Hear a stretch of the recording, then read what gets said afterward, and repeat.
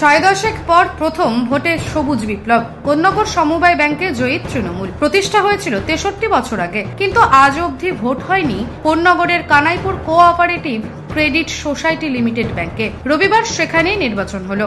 সকাল থেকে টানটান উত্তেজনার মধ্যে নির্বাচন পর্ব সমাপ্ত হতেই শুরু হয় গণনা। 56 থেকে 0 ফলাফলে বিরোধীদের উড়িয়ে জয়লাভ করে তৃণমূল। এরপরে সবুজ আবির উড়িয়ে বিজয় উৎসবে মাতেন কোন্নগরের পুরপ্রধান স্বপন দাস, উত্তরপাড়া শ্রীরামপুর ব্লক তৃণমূল কংগ্রেস সভাপতি নিখিল চক্রবর্তীরা। এদিন অবশ্য শান্তিপূর্ণভাবেই নির্বাচন হয়েছে বলে জানান ব্লক সভাপতি নিখিল চক্রবর্তী। দেখুন, নবগ্রাম কোঅপারেটিভ ইলেকশন হওয়ার পর থেকে, মানে জন্ম নেওয়ার পর থেকে সমবায় ব্যাংকের এখানে কোনোদিন ইলেকশন হতো, সিপিএম এর আমলে কোনোদিন নির্বাচন হয়নি। আমাদের রাজ্যে এই প্রথম নবগ্রামে আমরা কোঅপারেটিভ ব্যাংক নির্বাচন করি এবং মানুষ, সারা পশ্চিমবাংলার মানুষ যে মমতা ব্যানার্জির নেতৃত্বের প্রতি আস্থাশীল, আজকের এই জয় কিন্তু সেটাই প্রমাণ। যে গ্রামে গঞ্জে যেখানেই আপনি যাবেন, যে এখনও মমতা ব্যানার্জির যে কোনো অল্টারনেটিভ নেই, আজকের নবগ্রাম কোঅপারেটিভের নির্বাচনের মাধ্যমে কিন্তু এটাই প্রমাণিত এবং এটাই কিন্তু 26-এ প্রতিফলিত হবে। যে যাই বলুন, নবগ্রামের মানুষ যেমন রায় দিয়েছে আজকে মমতা ব্যানার্জির পক্ষে, 26-এর বিধানসভা নির্বাচনে নবগ্রামের মানুষ উত্তরপাড়া বিধানসভা কেন্দ্রে ঠিক একইভাবে মমতা ব্যানার্জির প্রতি আস্থাশীল থেকে তাকে জয়ী করবে। দাদা, হেরে যাওয়ার ভয়ে কি সিপিএম বিভিন্ন অভিযোগ আনছিল? সিপিএম, দেখুন, সিপিএম তো ইলেকশনটা এখন করতেই চাইছে।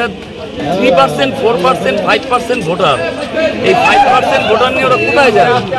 তাই লজ্জা, একটা তো কিছু বলতে হবে, সরে গেছে। সরে গিয়ে বলছে এই যে ভোটগুলি পেয়েছে, যদি অন্য কিছু হলে এতগুলি ভোট পেত না। সব জায়গায় নেক টু নেক কন্টেস্ট হয়েছে, কন্টেস্টে তৃণমূল কংগ্রেস জিতেছে। অন্যদিকে ভোটের আগে পর্যন্ত ব্যাংকের দায়িত্বে থাকা মানস দাসের দাবি, বাম ডান গেরুয়া নিয়ে আমরা ব্যাংক চালিয়েছি, এটাই গণতন্ত্র। এটা দেখো, আমি ফার্স্টে বলবো এটা গণতন্ত্রের জয়। কেন, এই 64 বছরের ইতিহাসে কোঅপারেটিভ ব্যাংকের কোনো সদস্য আজ অব্দি ভোট দিতে পারেনি। গত 5 বছর আমরা কোঅপারেটিভ ব্যাংক চালিয়েছি।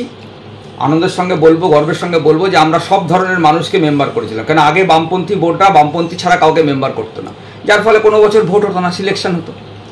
আমরা গত বছর বাম ডান গেরুয়া, এবং বিশেষ করে তোমাকে বলবো বামপন্থীদের এবার প্যানেলে দেখবে 8-10 জন আছে আমাদের সময় মেম্বার হয়েছে। মানে আমরা বামপন্থী, ডানপন্থী, গেরুয়াপন্থী সবাইকে মেম্বার করেছি। তাই এটা গণতন্ত্র প্রতিষ্ঠিত হয়েছে, এটাই আমাদের সব থেকে বড় জয় বলে আমি মনে করি। না, এটা তো বলবেই। দেখো, যারা দুর্নীতি করে এই সমাজে, চোরেরা সাধুদের সার্টিফিকেট দেয়। যারা দুর্নীতি করে এসছে, আমি দেখো মানে প্রত্যেকের, আজকে যারা ডানপন্থী যারা ক্যান্ডিডেট হয়েছে, প্রত্যেকের বাড়ি বাড়ি লিফলেট দিয়েছে। লিফলেটে 5 বছরের পুরো ছবি আছে, কি কাজ করেছি, রেকর্ড। যে আমরা ব্যাংকে 2018 সালে, ব্যাংকের তো একটা ফাইন্যান্সিয়াল প্রতিষ্ঠান, এটা কোনো মুদিখানার দোকান না, এটা একটা আর্থিক খতিয়ান হয়। আমরা 18 সালে কি খতিয়ান নিয়েছিলাম, 23 সালে কি ছেড়ে এসেছিলাম। ইনভেস্টমেন্ট বলো, ডিপোজিট বলো, প্রফিট বলো, তোমার রিজার্ভ ফান্ড বলো, এনপিএ বলো, ওটা দেখলেই লোকে বুঝতে পারবে। মিথ্যাচারীরা মিথ্যা কথাটা বলবে। বামপন্থী আমলে একটা বড় লোন হয়েছিল, 1 কোটি টাকা দিয়েছিল উইদাউট পেপারে। আমরা চাইলেই না ওটাকে, এবং রিজার্ভ ব্যাংক বলেছিল ওটা থেকে ফ্রডুলেন্ট অ্যাক্টিভিটিস হয়েছে, স্পেশাল ইনভেস্টিগেশন করাতে। আমরা চাইলেই ওটা করতে পারতাম, যে এফআইআর করে, কিন্তু তাতে কি হতো, ব্যাংকের সুনাম নষ্ট হতো, আগের বোর্ডে সব জেলে যেত। সুতরাং এই যে চোরেরা কি বলছে না বলছে, ওগুলো নিয়ে আমি বামপন্থীদের অ্যাজ এ হোল সবাইকে বলবো না, আমি কাউকে কোনো দলকে ছোট করবো না। বামপন্থীদের মধ্যে কিছু লোক যারা আমাদের প্যানেলেও 2-1 নাম দিয়েছিল, ডিরেক্টর হওয়ার আশায় হতে পারেনি, তারা এই কুৎসা নিন্দাগুলো করেছে। আজকে যতটুকু আমি শুনলাম যে 56-56টাই হয়েছে, তো 100% জয়। এটা স্বতঃস্ফূর্ত, মানুষ খুশি হয়েছে যে এতদিন ভোট দিতে পারেনি, এই প্রথম ভোটাধিকার পেয়েছে কোঅপারেটিভ ব্যাংকে। প্রত্যেক সদস্য আনন্দের সঙ্গে ভোট দিয়েছে। আমিও তো আমার মিসেসকে নিয়ে সকালবেলা ভোট দিয়ে এসেছি, খুব সুন্দর ভোট হয়েছে। প্রসিডিওর মানে আমি যতদূর জানি যে এটা একটা এখনও 1-2 মাসের প্রসিডিওর আছে। এরপরে প্রত্যেকটা প্যানেলে যারা 56 জন প্রতিনিধি নির্বাচিত হয়েছেন, প্রত্যেকের কাছে চিঠি যাবে এবং তারা একটা ডেট দেবে। সেই ডেটে প্রতিনিধিরা থেকে সার্টিফিকেট সবাইকে দেওয়ার পর ওদের থেকে 12 জনের ডাইরেক্টর বোর্ডের প্যানেল তৈরি হবে।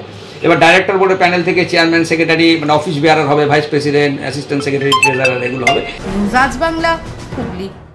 নিঃসন্তান হওয়ার কারণ স্বামী বা স্ত্রী যে কেউ হতে পারেন।